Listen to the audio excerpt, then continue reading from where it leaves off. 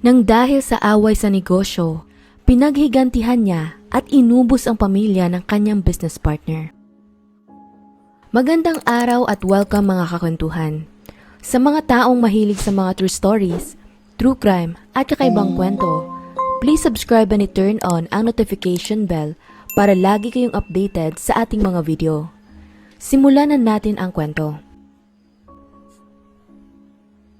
Noong April 2011, ginanap ang royal wedding sa London, England, kung saan ipinagdiwang din ito ng isang pamilyang itinuturing na ang UK bilang bago nilang tahanan. Doon nagawa ng Ding family ang makapagpatayo ng isang Chinese medicine shop na kalaunay lumago sa 3 branches at talagang makikita mong napakamatagumpay. Ang pamilya ay nasa isang partnership sa isa pang Chinese family na lumipat din sa UK noong taong 1998. Sina Ang Shangdu at ang kanyang asawa ay parehong mga doktor ng traditional Chinese medicine. Ipinanganak si An Shangdu noong 1958 sa bansang China sa isang ordinaryong pamilya, ngunit walang gaanong impormasyon tungkol sa kabataan nito o kahit sa kanyang family background. Gayunpaman mula sa murang edad, nagpakita na siya ng malalim na interes sa negosyo at sa mga traditional na Chinese medicine.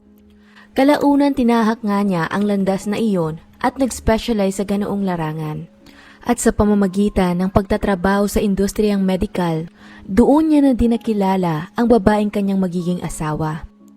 Sa kanilang pagsasama, nagkaroon sila ng isang anak na lalaki, ngunit ang mga detalye sa buhay nito ay nananatiling pribado.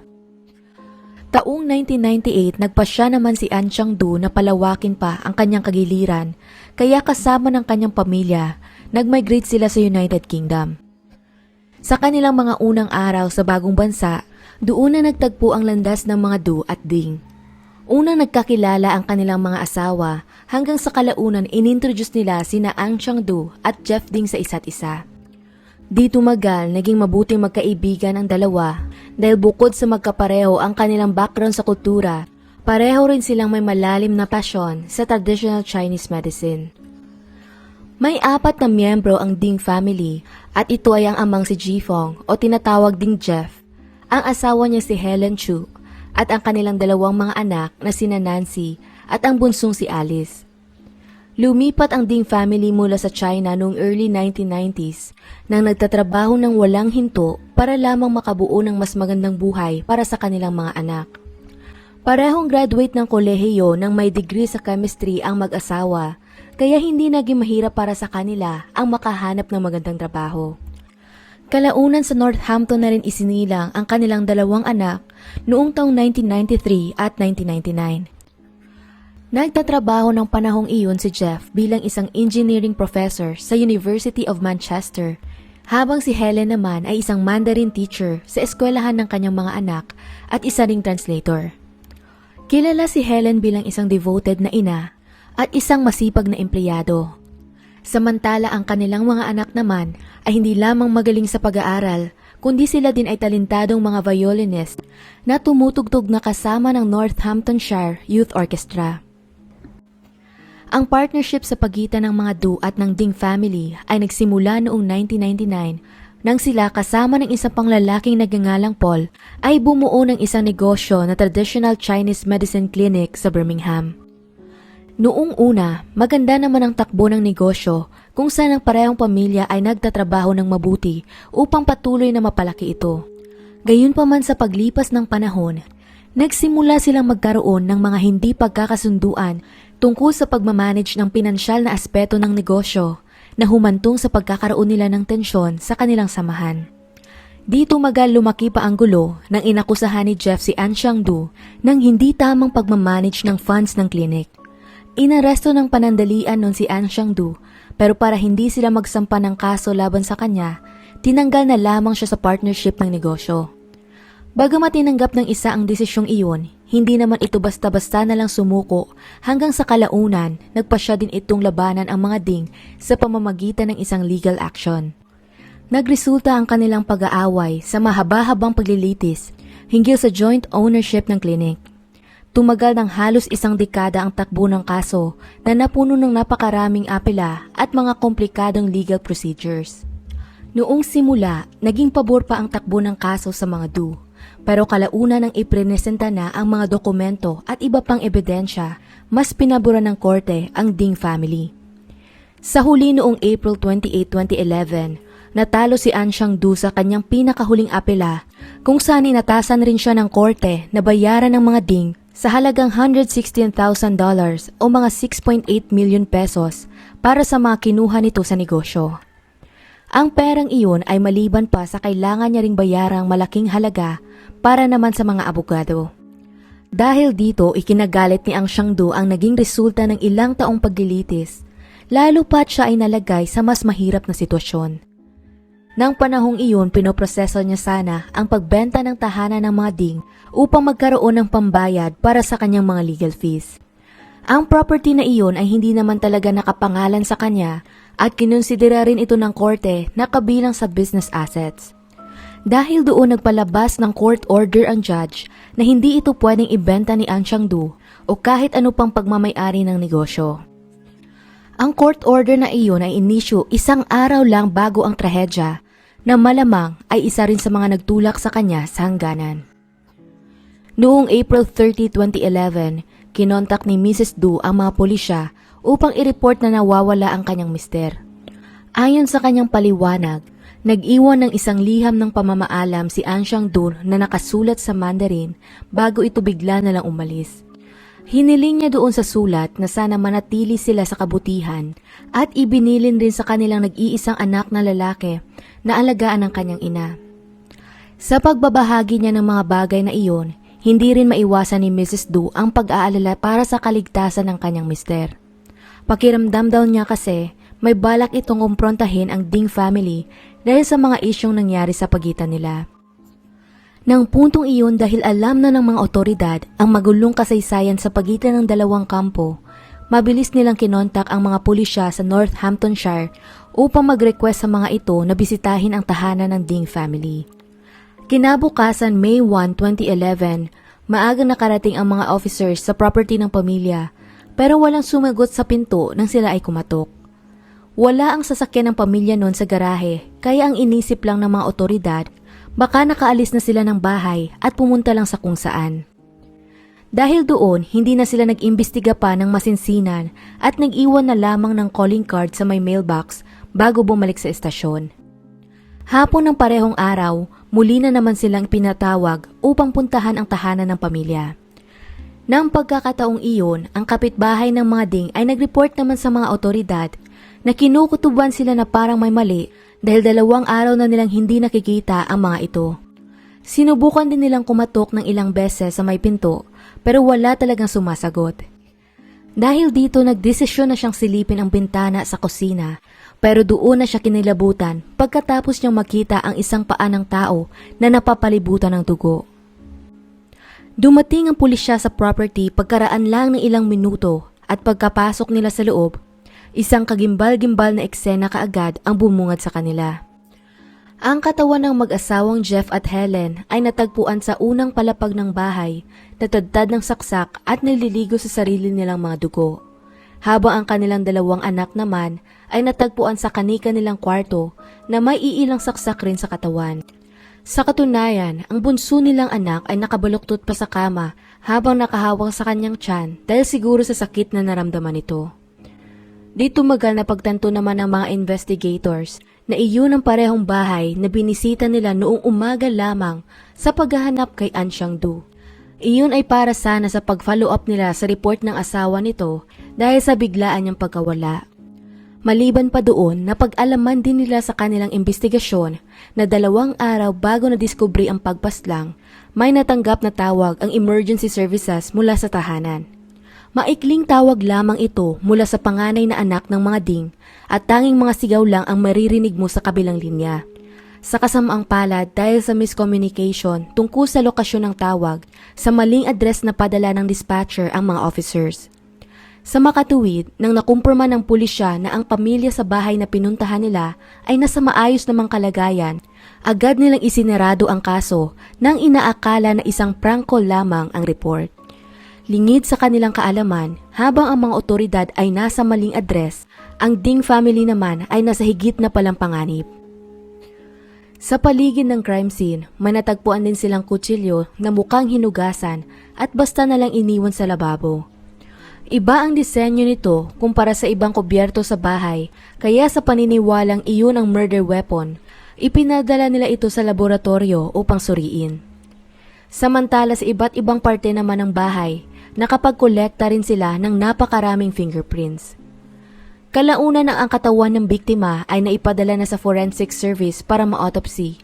Doon na nila nakumpirma na ang pinakadahilan ng kanilang pagkamatay ay ang mga natamo nilang stab wounds. Ang ama ng tahanan na si Jeff ay nagtamo ng 23 na saksak sa kanyang katawan at may mga defense wounds din ito sa kanyang kamay at braso. Si Helen ay nagtamo naman ng 13 saksak habang ang kanilang anak na sina Nancy at Alice ay parehong nagtamo ng tig-4 na saksak. Klaro mong makikita sa impormasyong ito kung kanino talaga nakatutok ang galit ng salarin. Base sa kondisyon ng mga labi, natukoy rin ng examiner na ang estimated na oras ng pagkamatay ng mga biktima ay nasa pagitan ng alas 3 hanggang alas 4 ng hapon noong April 29. Nang kumalat ang balita tungkol sa nangyari sa pamilya, maraming tao ang nalungkot at nagluksa dahil minamahal ng kanilang buong komunidad ang mga ding.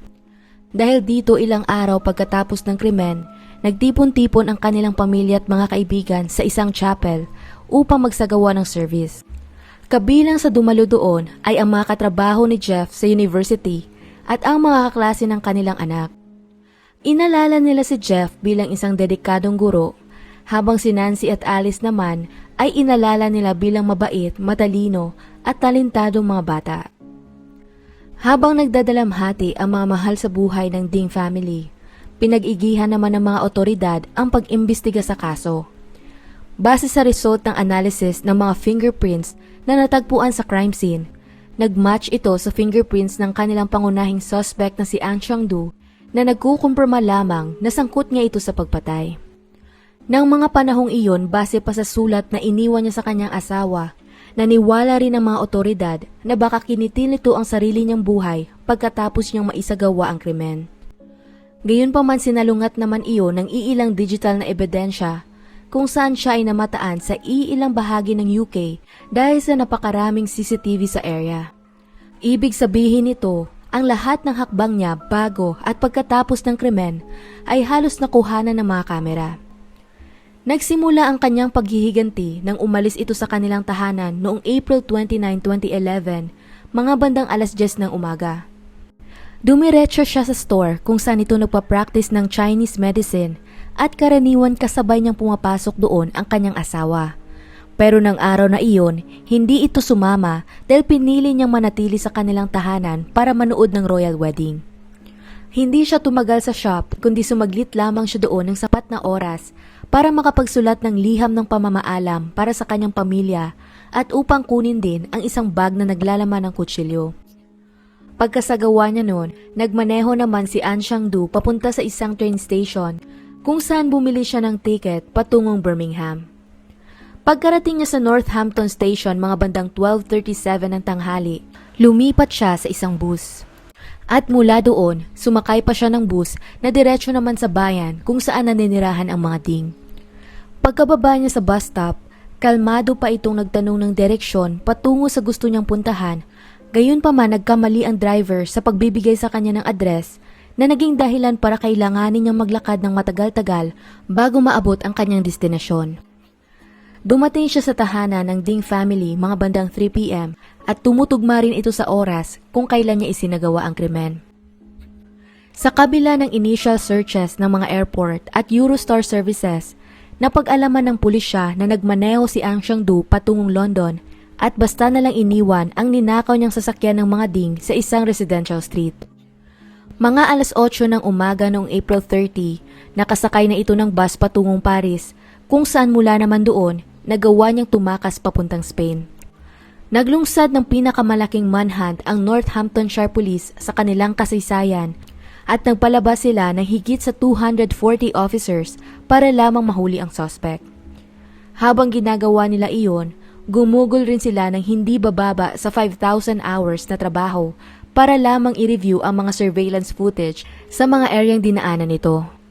At upang mas mapabilis pa ang paghahanap sa kanya, nagpalabas rin sila ng mga iilang security camera images noong araw ng krimen nang umaasang may mga tao makakapagbigay ng lead sa kanila. Kalaunan pinalawak pa ang paghahanap sa international na antas kung saan sa tulong ng Interpol nakapag-issue sila ng alert sa 180 na bansa. Kagaya ng kanilang inasahan, nakatanggap nga sila ng maraming leads pero syempre nangailangan iyon ng matagal-tagal na panahon para maproseso itong lahat. Sa mga sumunod na araw, in-interview rin nila ang humigit sa 400 katao na siyang nagresulta sa 9 na pag-aresto. Gayon pa man sa kasamang palad, wala sa 9 na nahuli nila ang tumugma sa suspect. Nang puntong iyon upang mapabilis pa ang paghahanap sa salarin, nag-alok na rin ang mga pulisya ng halagang $13,200 o mga 770,000 pesos na gantimpala na di tumagal ay tinaasan pa nila hanggang sa $33,000 o mga 1.9 million pesos para sa sinumang makakapagbigay ng impormasyon na magriresulta sa pagkaaresto ni An Xiangdu. Pagkaraan ng 14 na buwan sa wakas, nakatanggap din ng reliable tip ang mga otoridad mula sa isang construction worker sa Morocco. Ayon sa kanya, nakita raw niya ang picture ni An Xiangdu sa isang lokal na newspaper at sigurado siyang kasalukuyan niya itong kasama sa trabaho. Paliwanag pa niya, naaawa pa nga di umano sila ng kanyang mga katrabaho rito kaya madalas nila itong dalhan ng pagkain at tulungan hanggat sa kanilang makakaya. Pagkatanggap ng impormasyong iyon, agad na bumiyahe ang UK Police patungo Spain at humingi sila ng tulong sa Moroccan Police para hulihin si An Xiangdu. Noong July 7, 2012, naaresto ang suspect sa isang kinokonstruct pang apartment building kung saan natutulog noon si An Xiangdu sa parang gawa-gawa lamang na higaan nang may maliit lang na gas stove sa gilid para paglutuan. Nang kinompronta nila ito, dala-dala ang mga ebidensya laban sa kanya, hindi na niya naitanggi pa ang pagkasangkot niya sa krimen at umamin na lamang sa kanyang nagawa. At noong February 20, 2013, pagkatapos ng mahabang proseso, nailipad rin nila sa wakas si An Xiangdu pabalik ng UK upang maharap nito ang kanyang kaso at matanggap ng kanyang biktima ang hustisyang nararapat para sa kanila. February 21, humarap siya sa Northampton Magistrates Court kung saan siya ay kinasuhan ng 4 counts of murder para sa pagkamatay ng Ding family. Ang pagkahuli ni An Xiangdu ay itinuring na malaking achievement ng British law enforcement. Gayunpaman ang tagumpay na iyon ay natabunan lang din ng isa pa nilang pagkakamali na inilatag sa isang Independent Police Complaint Commission report. Nakasaad sa ulat na iyon ang tungkol sa pagkakamaling nagawa nila sa pagresponde ng tawag mula kay Nancy noong mismong araw ng krimen. Ayon pa sa report, kung gumamit lang daw sana ang pulis ng mas detalyadong kontrol at isang available na subscriber verification system, nagawa sana nilang matukoy ang tamang address ng pamilya at may padala doon ang emergency services sa loob lamang ng ilang minuto. Sa kabila nun, bagaman inako ng pulisya ang kanilang pagkakamali, sinabi naman ng forensic experts na kahit pa nakarating doon ang mga officers ng araw na iyon, imposible nang mailigtas pa ang pamilya base sa mga natamo nilang sugat. Gayunpaman, ina-acknowledge din nila na ang maagang pagdating doon ng pulisya ay maaari sanang humantong sa mas madaling pagkahuli ni An Xiangdu. Dahil nakumpirma nila base sa statement nito na nanatili pa pala siya sa bahay ng mga biktima sa loob ng 5 oras para matulog pagkatapos isagawa ang krimen. Pagkalipas ng ilang buwang paghihintay, nagsimula naman ang paglilitis ng kaso noong November 12, 2013 sa may Northampton Crown Court. Hindi itinanggi ni An Xiangdu ang pagpatay niya sa pamilya, pero pagtatanggol naman ng kanyang depensa, ang dekadang paglalaban ng 2 angkan tungkol sa kanilang negosyo ay nagresulta di umano sa pagkakaroon niya ng depresyon na umapekto sa kanyang katinuan. Dahil doon ipinaglaban nila na dapat ay makasuhan lamang ito ng manslaughter sa grounds ng diminished responsibility at hindi murder. Ipinakita rin nila sa korte ang mental at emotional na kondisyon ni An Xiangdu noong panahong ginawa niya ang krimen sa pamamagitan ng pagpapatawag ng forensic psychiatrist na nag-interview sa kanya dati. Ayon sa doktor, umamin daw si An Xiangdu na bumili siya ng kutsilyo ilang buwan pa bago ang pagpatay, pero ito di umano ay dahil intensyon niyang wakasan sana ang sarili niyang buhay gawa ng sobrang pagkalubog niya sa utang at malalang depresyon. Habang siya ay nasa kanyang shop noong araw ng April 29, doon niya palang naalala ang binili niyang kutsilyo sa isang bag, kaya dinala niya ito nang bumiyahe siya patungong Northampton. Ang plano niya lang daw sana ay takutin si Jeff na bayaran ang perang pinaniniwalaan niyang dapat niyang makuha mula sa kanilang negosyo. Nang tinanong naman siya kung may intensyon ba itong saktan ng pamilya, sumagot ito ng diretsyo na pumasok rin iyon sa kanyang isipan. Pinagdiinan niya na hindi niya planong patayin ang pamilya dahil hindi daw siya pupunta sa kanilang tahanan para lamang doon. Dagdag pa niya, kung humingi lamang daw ng patawad ang mga ding sa kanya, hindi na sana nangyari ang pag-atake. Sa kanyang konfesyon, isinalaysay ni Ang Shangdu na pagkapasok niya sa bahay, humingi siya ng pera kay Jeff. Ngunit sa halip na kausapin siya nito ng maayos, ininsulto lamang siya nito, kinutya at inutusang umalis bago pa siya tumawag ng pulisya. Nang puntong iyon, hindi niya nakontrol ang kanyang galit, kaya binunot niya ang kutsilyo mula sa kanyang bag at doon na daw dumilim ang lahat. Inilarawan niya kung paano nagbago ang muka at boses ni Jeff habang ito ay kanyang inaatake. Sa gitna ng kaguluhan, nakaramdam siya ng isang kamay na humihila sa kanyang braso at paglingon daw niya, doon naman niya nakita si Helen. Tinadtad niya rin ito ng saksak pero hindi niya na naaalala pa kung ilang beses. Pagkatapos noon may narinig daw siyang ingay sa taas kung saan tiningnan niya rin ito at doon naman niya natagpuan ang dalawang bata. Una niyang inatake ang bunsong si Alice bago sinunod ang panganay na si Nancy. Noong inaalala niya ang pagpatay niya sa mga bata, naluha ito nang nagsasabing hindi niya alam kung bakit dinamay niya pa sila. Pagkagawa niya ng karumal-dumal na krimen, hindi pa siya umalis kaagad at nakatulog pa daw ito sa bahay dahil sa pagod. Madilim na ang paligid nang siya ay nagising at pagkakita niya ng susi ng sasakyan at isang wallet, kinuha niya daw ito at lumayo din agad sa crime scene. Noong una, plano niya rin sanang puntahan ang isa pa nilang business partner upang paghigantihan din ito. Subalit nang siya ay nawala ng ilang oras, pinili na lamang niyang tumakas. Para naman sa panig ng prosekusyon, isa itong kalkuladong pagpaplano na isinakatuparan niya nang hindi umayon sa kanya ang naging resulta ng kanilang legal financial dispute. Paliwanag pa nila, ang problema niya sa pera ang pinakadahilan kung bakit isinagawa niya ang pagpatay at klarong ito ay kilos ng paghihiganti. Sa korte nagpresenta sila ng maraming ebidensya kabilang na ang fingerprints na nakuha sa crime scene, ang kutsilyo na ginamit sa pagpatay at pati na rin ang liham na iniwan niya sa kanyang asawa. Bukod pa doon, nagpakita rin sila ng iilang dokumento tungkol sa pinag-aawayan nila sa negosyo dati, kasama na ang utang nito sa mga ding. Narinig din ng buong korte ang nakakalungkot na emergency call ni Nancy noong araw ng krimen na tumagal lamang ng 20 seconds, ngunit nagawa nitong mapaiyak ang karamihan sa mga hurado. Dagdag pa sa mga patong-patong na ebidensya, isang anak rin ng kapitbahay ng mga ding ang sumaksi, nagsasabing noong April 29, 2011, may nakita siyang isang kakaibang lalaki na palabas mula sa bahay ng mga biktima. Tinawag niya ang kanyang ama upang tingnan ito, kung saan nagsabi naman daw ang isa na baka kakilala lamang ng pamilya ang estranghero at na maglaro na lang muna na malayo sa bahay. Wala silang nakitang dugo sa suot nitong damit pero ayon sa kanila, nakabutones ang jacket nito hanggang sa lieg. Pagkalipas ng 2 linggong pagdilitis noong November 27, tumagal lamang ng 3 oras ang deliberasyon ng mga hurado kung saan natagpuan nilang guilty si An Shangdu sa 4 na kaso ng murder. Nasentensyahan siya ng habang buhay na pagkakakulong ng may minimum na 40 years bago maging eligible sa parol. Sa kabilang dako naman ang mga kamag-anak ng Ding family na bumuyahe pa mula sa China para masubaybayan ang kaso ay nagpahayag naman ng kanilang kasiyahan dahil sa resulta ng paglilitis. Gayunpaman para sa kanila, kailanman hindi na mapapawi ang sakit sa kanilang puso na idinulot ng trahedya. Taong 2014, inapela naman ni Ang Shangdu ang kanyang sentensya, subalit ito ay dinismiss ng korte noong June 4. Saad pa ng judge, wala silang babaguhin sa parusa nito dahil sobrang karumal-dumal ang isinagawa niyang krimen.